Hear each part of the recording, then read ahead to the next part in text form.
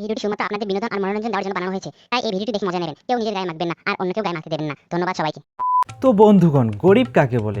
যাদের অনেক কিছু করার ইচ্ছা থাকলেও উপায় থাকে না। ঠিক বলেছো। এক কথায় বলতে গেলে যাদের কাছে কিচ্ছু নেই তারাই গরিব, যেমন আমি।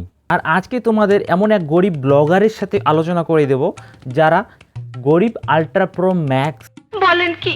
আর তারা একটু বেশি গরিব, এতটা গরিব যে গরিব গরিব বলে থার কিনে ফেলে। তারা এতটা গরিব যে তাদের বাস কেনার টাকা না থাকায় তারা ছাদের বাড়িতে থাকে। यही नहीं, अभी और सुनिए। তারা এতটা গরিব যে কোনোদিন চাল কেনার টাকার অভাবে তারা পিৎজা খেয়েও দিন কাটাতো। দেখো কাণ্ড। তো চলো আজকে তাদের কিছু কষ্টের ভিডিও দেখা যাক একসাথে। আর গুরুজনেরা আর আমার ছোট ভাই বোনেরা, ভিডিওটা তোমাদের জন্য না, তাই তোমরা স্কিপ করে যেতে পারো। চলো আর না করে দেরি, ভিডিওটা শুরু করি। তোর আশপাশে ছেড়ে কিন্তু আমাকেই ভাড়া ঘরে থাকতে হচ্ছে। যখন ওখান থেকে চলে আসি, না একটা সোয়েটার নিয়ে এসেছি, না একটা জ্যাকেট নিয়ে এসেছি, না একটা শাল নিয়ে এসেছি। আহারে কি কন? তোমরা দেখেছো দিদির কষ্ট? কথা বলতে আমাদের কিন্তু বিয়ে হয়নি। বলেন কি। তখন আমরা অনেকটাই বাচ্চা।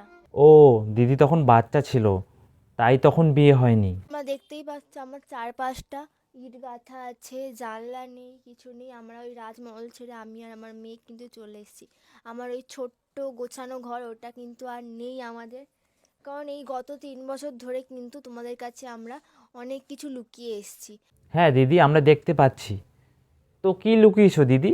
আমার আর আমার বরের ব্যাপারে। আপনি সব খুলে বলুন। মাম্মা লাগে কিন্তু এরকম দুষ্টুমি করিস না।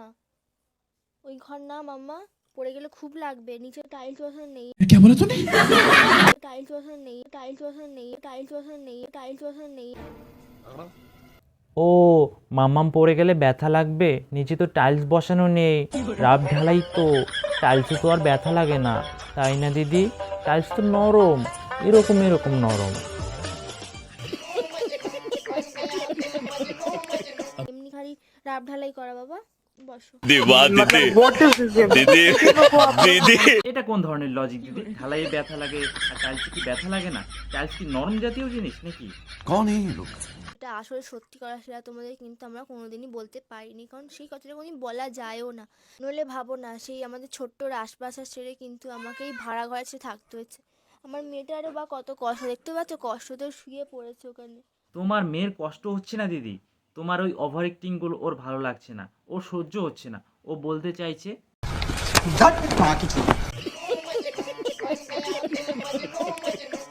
যখন ওখান থেকে চলে আসি, না একটা সোয়েটার নিয়ে এসেছি, না একটা জ্যাকেট নিয়ে এসেছি, না একটা শাল নিয়ে এসেছি, কিচ্ছু নিয়ে আসিনি। এই ঠান্ডার মধ্যে আমাকে ভিডিও করতে হচ্ছে। কিন্তু এক মিনিট, সোয়েটার আর চাদর আনতে ভুলে গেছো, কিন্তু রিং লাইট, মাইক আর মোবাইল আনতে তো ভুলো নাই, কারণ ভিডিও করতে হবে তো। আর এরকম ন্যাকামো মার্কা ভিডিও না করলে ভিউজ কোথা থেকে আসবে, খাবে কি, পয়সা কোথায় পাবে, তাই না দিদি? ঠিক বলেছো। আমাদের বাড়ি যেখানে ভাড়া নিয়েছি, তার পাশে একটা মেয়ে আছে আমাদের সাবস্ক্রাইবার, সেই কিন্তু আমাকে ক্যামেরা ধরে দিচ্ছে। ও আচ্ছা, আমি তো ভাবলাম আমার অন্য কেউ। সত্যিকারে হ্যাঁ, আমাদের বিয়ে এখনো অবধি কিন্তু হয়নি। 3টে বছর কিন্তু দুজনে আমরা একসাথে ছিলাম। আমাদের একটা 11 মাসের ফুটফুটে মেয়ে আছে। এইটাও সম্ভব। কিন্তু আমরা তো কোনো ভুল করিনি। এ তো ভারী অন্যায় করেছে তোমাদের সাথে। কি করেছে এই অবুঝ বালক বালিকা? না হয় তাদের ভুল করে বাচ্চা হয়ে গেছে। সবাই তো থাকে, আমরা কেন থাকতে প্রবলেম আছে? সেই জন্যই বিয়ে না করে আছি বলেই কি আমাদের পাড়ার লোক আমাদের বের করে দিচ্ছে, আদা করে দিয়েছে আমাদের জন্য। তারা তো আর বুঝতে পারেনি কেমন করে হয়ে গেছে বাচ্চাটা, তারা তো আর বোঝে না বাচ্চা কিরকম করে হয়। তারা তো শুধু কুরকুরি মেটাতে গেছে, তাই না? কি ভাবছো ভুল কিছু করেছে পাড়ার লোক? ঠিকই করেছে। এদিকে বিয়ে করতে সমস্যা আর এদিকে কুরকুরি মেটাতে সমস্যা নেই। কি বলছিস তুই? মানে বাচ্চা নিতে সমস্যা নেই, মানে বাচ্চাটা নিতে কোনো সমস্যা নেই, কিন্তু বিয়ে করতে সমস্যাটা হচ্ছে এদের। ঠিক বলেছো। মানে কি বলবো ভাই, হোয়াট ইজ লাভ? সবকিছুতেই সমস্যা, কিন্তু এদিকে কুরকুরি মেটাতে কোনো সমস্যা নেই। ঠিকই করেছে।